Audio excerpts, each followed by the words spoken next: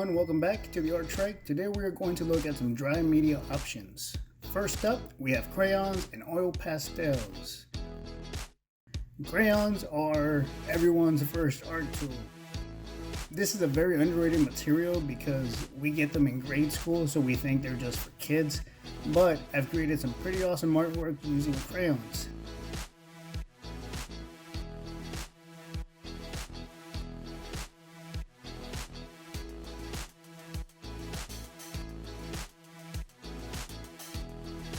They're easy to blend, easy to use, but they do make these little waxy messes. That's an easy cleanup. Just tap it, blow it off the paper, and you're good to go.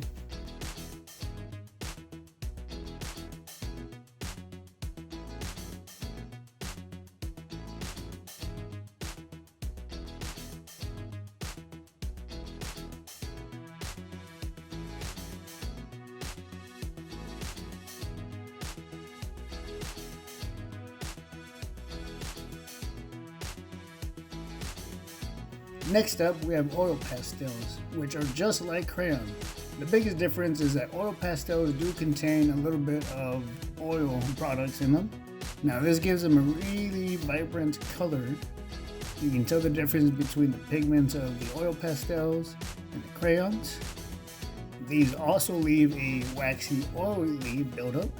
If you're not too careful with oil pastels, you'll end up with oil pastels on your shoes, pants, shirts, and sometimes even your face. How do these blend compared to crayons? Well, since they're an oil-based product, they're really good at blending. But they do get messy. Can we use crayons on top of oil pastels? Not quite. Moving along, we have markers. We have water-based markers like these Crayolas. Look how vibrant these colors are. Now compare this color to a highlighter color. And as you can see, it's more translucent than the Crayola marker, and that's because that's how they're made. We want to be able to use them over text and words and printout. Now the opposite of that is the Sharpie, especially the black Sharpie. It's meant to cover things up. Look at the pigment on this one. Nice. But they don't flow as well as the Crayola or the highlighters.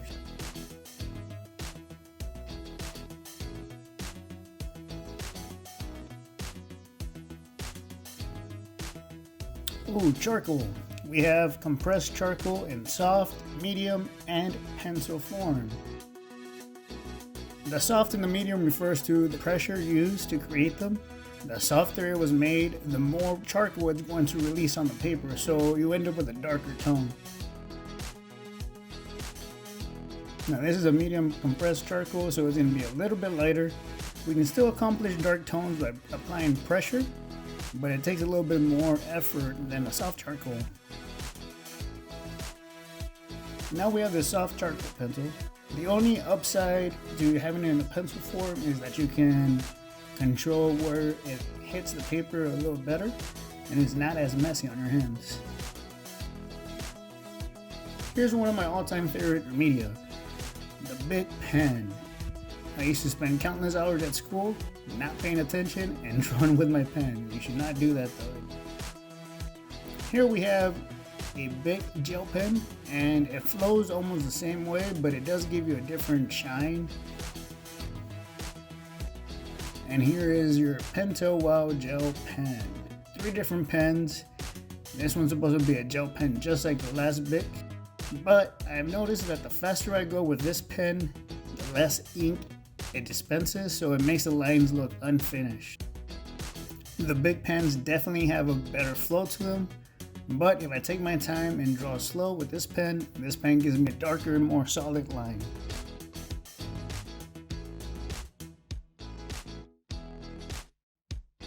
I love number 2 pencils because it's the one pencil I used to have when I was a kid. I learned how to use the number 2 pencil with efficiency. And here we have the Crayola colored pencil. Look at the smooth blending on this one. This is great. The actual colored parts of this pencil are very brittle, so if you apply pressure to them, you're going to find yourself sharpening the pencil over and over again. Now, these China markers get their name from the fact that they're able to draw on smooth, glassy surfaces like fine china.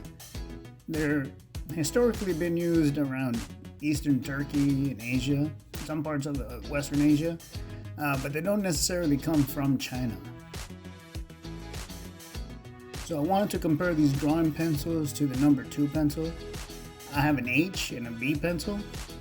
H meaning it's hard, so just like the charcoal, it's going to give you a lighter tone. The B would be more on the softer side, so it gives you a darker tone.